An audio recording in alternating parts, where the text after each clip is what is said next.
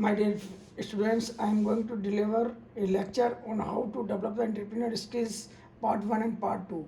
Previously we recorded part 1. Secondly, today I am deliver on lecture how to develop the entrepreneur skills part 2. Part 2 में हम ये बताने जा रहे हैं कि एक stages of the affective entrepreneur development, यानी कि सक्सेसफुल एंटरप्रेन्योर के लिए क्या क्या अफेक्टिव स्टेजेस होती है जिससे कि वो सक्सेसफुल होकर अपने ऑर्गेनाइजेशन को चला सके। तो हम फर्स्ट बताएंगे awareness. Examine who he is, वह कौन है। क्लेरिफाई हिज वैल्यूज़, अपनी वैल्यूज़ को क्लेरिफाई करे, अपनी पर्सनैलिटी को, मोटिवेशनल कैपेबिलिटीज़ को and personal resources. He became a consciously aware of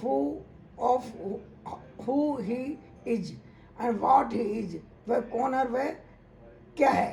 यानी पहले अपने आप को पहचान करो, अपने आप को जानो कि उसमें किसी उसकी वैल्यूज़ क्या है, उसकी पर्सनैलिटी क्या है, उसके मोटिवेशनल लेवल कितना मोटिवेट हो सकता है, उसकी कैपेबिलिटीज़ की क्या योग्यता हैं, और पर्सनल रिसोर्सेज क्या है किसी भी ऑर्गेनाइजेशन या कोई भी एंटरप्रेन्योर्स को चलाने के लिए उसके पर्सनल रिसोर्सेज क्या है।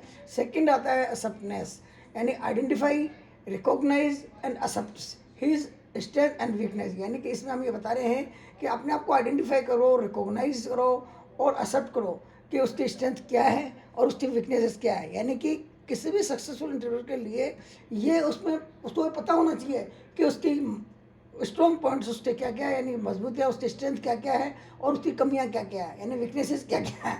तो अगर ये आइडेंटिफाई कर लेगा तो वो अपने ऑर्गेनाइजेशन को बहुत अच्छे से रन करवा पाएगा। थर्ड आते हैं vision building. Set a long term goals for himself and his frame business, यानी कि अपने बिजनेस के लिए लॉन्ग टर्म गोल्स यानी अचीवमेंट्स हमें सेट करने चाहिए कि हमारे बिजनेस की ऊंचाइयों को हम कहाँ तक ले जाएंगे एंड और उसको फ्रेम करना चाहिए। अगर ये बिजनेस को किस फ्रेम में हमें ढालने की इसकी गोल्स जो हमारे दिमाग में तय किया है उस ऊंचाई तक हम इसको ले जा सकें। बिजनेस प्लानिंग, हमें कोई भी ऑर्गेनाइजेशन को चलाने के लिए उसके निश्चित प्लान एंटरप्रेन्योर्स के लिए, सक्सेसफुल एंटरप्रेन्योर के लिए ज़रूरी है कि एक तो डेवलप ए बिजनेस प्लान, यानी प्लान होना चाहिए बिजनेस का, and action to achieve his vision, और उसमें एक्शन करने का उसका विजन होना चाहिए। यानी किसी भी बिजनेस को हम जब या कोई भी एंटरप्रेन्योर्स को हम स्टार्ट करते हैं तो हमें एक बिजनेस प्लान हमारे दिमाग में होना चाहिए कि हमें कहाँ क्या किसी से स्टेज से गुजरना है और किसी से स्टेज से हमें कहाँ कौन से रिसोर्सेज हमें मिलेंगे और उसको अचीवमेंट्स और अपना जो विजन या गोल हमने तय किया है उसको हम कैसे अचीव करेंगे। नेक्स्ट है लर्न फ्रॉम डायरेक्ट एक्सपीरियंस, यानी कि हमें सीधे प्रैक्टिकल एक्सपीरियंस से हमें क्या मिलता है, अनुभव कैसे मिलता है वो हम बताएंगे। इम्प्लीमेंट द प्लान, जो हमने प्लान किया है उसको हम इम्प्लीमेंट करेंगे। Reflects on the results to learn from the direct experience, यानी कि जो हमने बिजनेस प्लान किया है जब उसको हम रन करते हैं तो उससे जो कि रिजल्ट्स आते हैं उन रिजल्ट से हम एक्सपीरियंस लेते हैं कि कहाँ हमें लैग कर गए, कहाँ हमें प्रॉफिट हुआ, कहाँ हमारा स्ट्रेंथ मजबूत हुई, कहाँ वीकनेसेस आई। तो उन चीज़ को प्रैक्टिकली हम एनालाइज करते हैं और उनको इम्प्लीमेंट करते हैं। एम्पावरमेंट, सुदृढ़ीकरण, यानी कि हमें क्या सुदृढ़ीकरण का मतलब है तो become a empowerment the competencies acquired match his personal strength and weaknesses and his goals, यानी कि अपने आप को सुदृढ़ करने के लिए हमें आइडेंटिफाई करना होता है कि पर्सनल स्ट्रेंथ हमारी क्या है, वीकनेसेस क्या है और हमारे गोल्स क्या है। अब हम बताते हैं आपको next point, entrepreneur skills development factors, यानी एक सक्सेसफुल एंटरप्रेन्योर को उसके स्किल डेवलप करने के लिए क्या क्या फैक्टर्स उसके असेंशियल है। तो पर्सनल डेवलपमेंट है, गोल सेटिंग, यानी पहला जो गोल हमें सेट किया है उसको अचीव करना है या नहीं करना। सेकेंड है टाइम मैनेजमेंट। थर्ड है बिल्डिंग टीम बिल्डिंग, यानी कि हमें ये 3 फैक्टर्स है, गोल सेटिंग, जो गोल क्या है उसके हम कैसे अचीव करेंगे, टाइम मैनेजमेंट कैसे करेंगे और टीम बिल्डिंग का हमारा क्या होगा। तो गोल सेटिंग हम बताएंगे, goal setting is a powerful process for thinking about your ideal future and for motivating yourself to turn your vision for this future into reality, यानी कि हमने जो गोल सेट किया है उसके लिए हमारे जो आइडियाज़ है, मोटिवेशनल है और टर्न ऑफ द विजन, और उस टर्न को हम रियलिटी में कैसे उतार सकते हैं, यानी कि जो हमने जो बिजनेस या एंटरप्रेन्योरल स्किल के द्वारा जो हमने इमेजिंग प्लान किया था बिजनेस का, उसको रियलिटी में हम कैसे उतार सकते हैं, ये उसके बारे में बताया है कि गोल हमारा कैसे होगा और कैसे रियलिटी में उतारेंगे। ये सारी उसमें प्लानिंग होती है। टाइम मैनेजमेंट, टाइम मैनेजमेंट में कोई भी बिजनेस या एंटरप्रेन्योरल स्किल्स में टाइम मैनेज महत्वपूर्ण पार्ट होता है, क्योंकि अगर टाइम फ्रेम में अपने आप को नहीं डाला, एक शेड्यूल टाइम समय सारणी के अनुसार अपने प्रोग्राम को या प्लान को तय नहीं किया, तो आप लैग कर जाएंगे। तो time management is the act और process for planning and exercising the conscious control over the amount for time spent on specific activities, especially to increase the effectiveness, efficiency और productivity। यानी कि टाइम मैनेजमेंट करने के लिए हमें क्यों है कि हमारी जो स्पेसिफिक एक्टिविटीज़ है और हमारी जो इफेक्टिवनेस है और हमारी एफिशिएंसी है और उसकी प्रोडक्टिविटी, इन से फैक्टर्स में टाइम मैनेजमेंट हम काम करेंगे तो हम अच्छा सा बिजनेस में अच्छा काम कर पाएंगे और उसको अचीव तक अपने गोल है उसको पा पाएंगे, कर पाएंगे। और नेक्स्ट है टीम बिल्डिंग। टीम बिल्डिंग क्या है?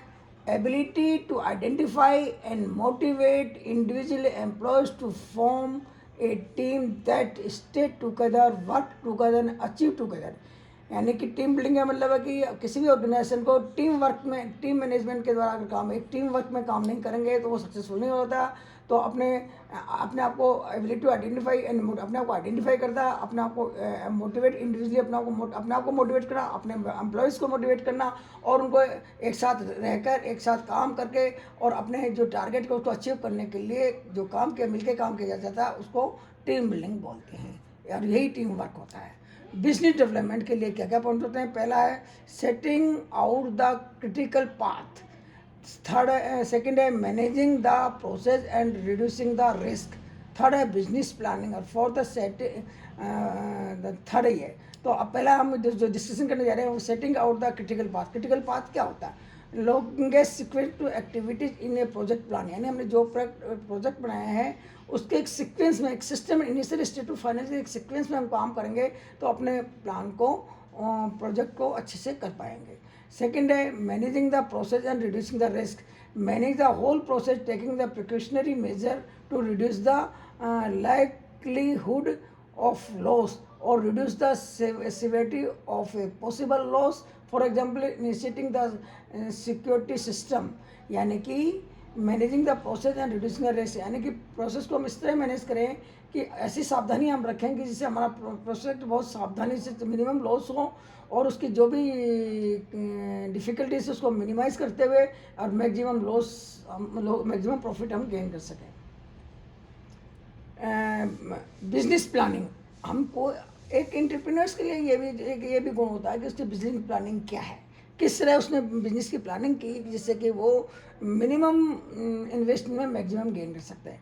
तो testing the visibility of A project और रिकॉग्नाइजेशन बाय प्रेडिक्टिंग इनकम और expenditure over a period of A time, testing the viability of a project organized by predicting income expenditure over a period of time. यानी कि एक business planning में क्या है कि उसका जो फंड्स है वो कहाँ से आएंगे, इनकम का क्या खर्चे होंगे और पर्टिकुलर पीरियड में कितना पैसा चाहिएगा जिससे कि हम उसको सक्सेसफुल कर सकें। मार्केटिंग प्रिंसिपल्स, यानी कि किसी भी ऑर्गेनाइजेशन को उसका जो प्रोडक्ट बनता है उसका मार्केट में क्या स्थिति रहेगी, कैसे उसको सेल करेगा, कैसे बनाएगा, ये सारी चीज़ें मार्केटिंग सर्वे पे डिपेंड करती है। तो मार्केटिंग प्रिंसिपल क्या है? इसमें पहला आता है मार्केट रिसर्च करता है और मार्केट सेगमेंटेशन, यानी कि विभक्त करना, मतलब उसको छोटे छोटे पार्ट में डिवाइड करना, और product, price, place and packaging.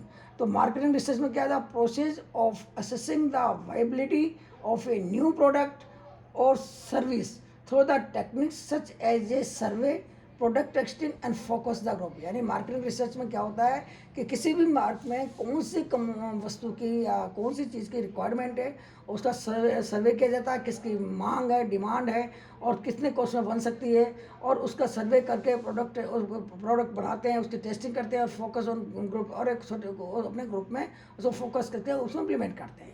Marketing segmentation से, यानी मार्केट में मार्केट को छोटे छोटे पार्ट्स में डिवाइड करो, यानी marketing segmentation is the marketing strategy They involve dividing the a broad target market into a subset of consumers who have common needs to priorities, and then designing and implementing the strategy to target them.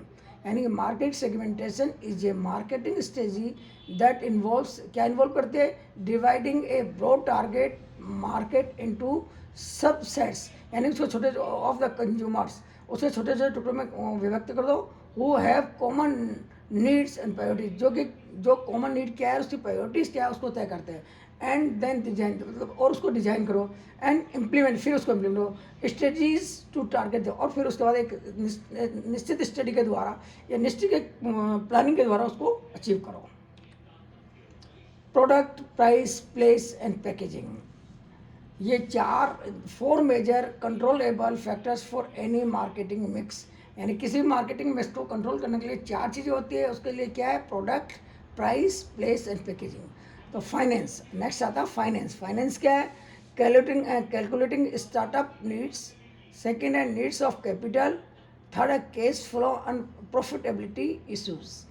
तो calculating startup needs क्या है, the calculator will tabulate your business startup costs including legal fees, office supplies and equipments and marketing costs. The calculator will tabulate, क्या tabulate करेगा, your business startup cost including, अपने जो business start कर रहे हैं उसके लिए क्या कॉस्ट है, उसमें क्या होगा, लीगल फीस होगी, ऑफिस होगा, उसके सप्लाईज हो गए और उसके इक्विपमेंट्स हो गए और मार्केटिंग कॉस्ट होगी, ये सब इसमें इंक्लूड होता है. नीड्स ऑफ द कैपिटल, यानी हमें कैपिटल की नीड्स होती है, factor for production that are use to create goods और services and are the not themselves in the process, यानी कि factors of the production that are use to create goods और services, यानी कि जो गुड्स और सर्विसेज के लिए, and not themselves in the process के लिए नहीं होता है. Cash flow and profitability issues. Cash flow and profitability issues. Incoming and outgoing of fees representing the operating activities of an organization, and profitability is the primary goal of the all business ventures. Without profitability, the business will not be survive in the long term. यानी कि किसी भी business को बगैर profit के हम नहीं रह सर्वाइव कर सकते. इसलिए हर बिजनेस में जो भी हम एंटरप्रेन्योर, सक्सेसफुल एंटरप्रेन्योर अपना बिजनेस डालता है, अगर प्रॉफिटेबिलिटी इसका उससे कैलकुलेट नहीं करेंगे तो हम उसको सर्वाइव नहीं कर पाएंगे. टेक्नोलॉजी एंड क्वालिटी कहाँ से मिलेगी, introduction to e business, IT for startups, quality standard. Introduction to e business. E business is the term used to describe the information systems and the application that support and drive business process, most often use web technologies. Second है IT for startup, the ability to pursue rapid profitability growth essential to startup or spin off business. Quality control और QC for short, यानी quality control को short में हम QC बोलते हैं, is a process by which entities review the quality of all the factors involved production. यानी quality जो management है या क्वालिटी है वो मेजर फैक्टर होता है, क्योंकि क्वालिटी अगर हम कंट्रोल करेंगे तो हमारा प्रोडक्ट मार्केट में नहीं बिक पाएगा और उसको हम इससे क्वालिटी पे स्पेशली ध्यान देते हुए प्रोडक्ट बनाना चाहिए. Compliance with legislation, business structure और टैक्सेशन एंड रिटर्न. ये इसमें बिजनेस स्ट्रक्चर क्या होगा, टैक्सेशन कैसा होगा, रिटर्न्स क्या होगा, ये इसमें इन्वॉल्व होता. Business structure, A business also known as a enterprises or a firm is an organization involved in the trade of goods, services or both to consumers or to other business. Taxation and return, a declaration of a personal income made annually to the tax authorities and used as a basis of assessing an individual liability for taxation. Barriers of the entrepreneurs. क्या क्या barrier, एक successful entrepreneur जो barriers आते हैं life में एक entrepreneur के लिए, वो कौन कौन से होते हैं. पुअर और absent infrastructure, lack of training facilities, unsupportive legal and regulatory framework, marketing constraints, lack of support of the services, and trained extension staff, social barriers, lack of financial support. ये सब जो पॉइंट्स है जो मैंने आपको बताए वो बैरियर ऑफ द एंटरप्रेन्योर्स में आते हैं और उनको बड़े दिमाग से, अपने स्ट्रेंथ से, अपने दिमाग में मेंटल मैनेजमेंट से, अपने स्किल से उसको रिमूव करते हुए एक सक्सेसफुल एंटरप्रेन्योर्स को डेवलप करना चाहिए। और जो पॉइंट्स मैंने पार्ट 1 और पार्ट 2 में बताए वो उसको इस तरह उतारना चाहिए जिससे कि आप एक सक्सेसफुल एंटरप्रेन्योर तो अपना खुद का उद्योग स्थापित कर सकें और अपने जीवन में लोगों को अपना खुद का स्थापित करते हुए लोगों को जॉब उपलब्ध करा सके और एक इंडस्ट्री को चलाते प्रॉफिट गेन करते हुए एक अपने गोल्स को बहुत ऊंचाई तक ले जा सके। Thank you.